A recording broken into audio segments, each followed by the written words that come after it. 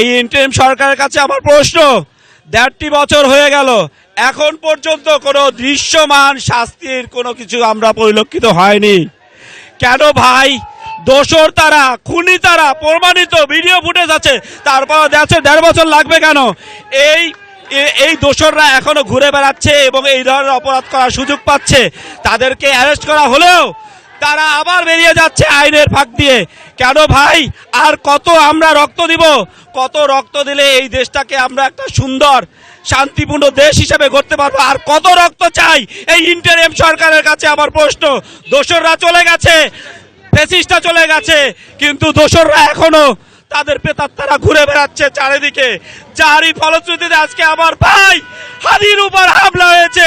দোয়া করি তিনি যেন আল্লাহ তাআলা তাকে যেন আমাদের মাঝে সুস্থ এবং সাবলীল অবস্থায় ফিরিয়ে দেয় এবং এর অপরাধীদের অবিলম্বে ২৪ ঘন্টার মধ্যে অ্যারেস্ট করা হয় এবং দৃশ্যমূলক বিচারের আওতায় আনা হয় তাকে।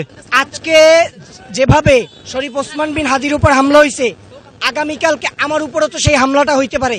একজন সাধারণ পাবলিক হিসাবে, সাধারণ মানুষ হিসাবে আমার চাওয়া যে আজকে যে হাদির উপরে যে হামলাটা হয়েছে, সেই যেই যারা হামলা করছে তাদেরকে যত দ্রুত সম্ভব অ্যারেস্ট করতে হবে, যাতে সে যে হোক, এবং যতক্ষণ অ্যারেস্ট না হবে ব্লকেট থাকবে। নতুন এবং ফিরে আসা গ্রাহকদের জন্য নগদে চলছে ক্যাশব্যাক সহ প্রতিদিন হাজারো উপহার জেতার সুযোগ। হবে আশা আর ফেরা, সারপ্রাইজ সেরা। ওসমান বিন হাদি এমন একটা নাম যেটা শুধু ঝালকাঠি না, আপামর বাংলাদেশের সাধারণ জনগণ সবাই তাকে মন ভরে ভালোবাসে এবং শ্রদ্ধা করে। সে আমাদের ঝালকাঠির বড় ভাই, আমাদের খুব কাছের লোক ছিল। আমরা যখন শুনছি আমরা পুরা অবাক হয়ে যাই যে হাদি ভাইয়ের উপরে হামলা হয়েছে। আমাদের আসলে আবেগের জায়গাটা আঘাত করেছে যেটা বলা যায়।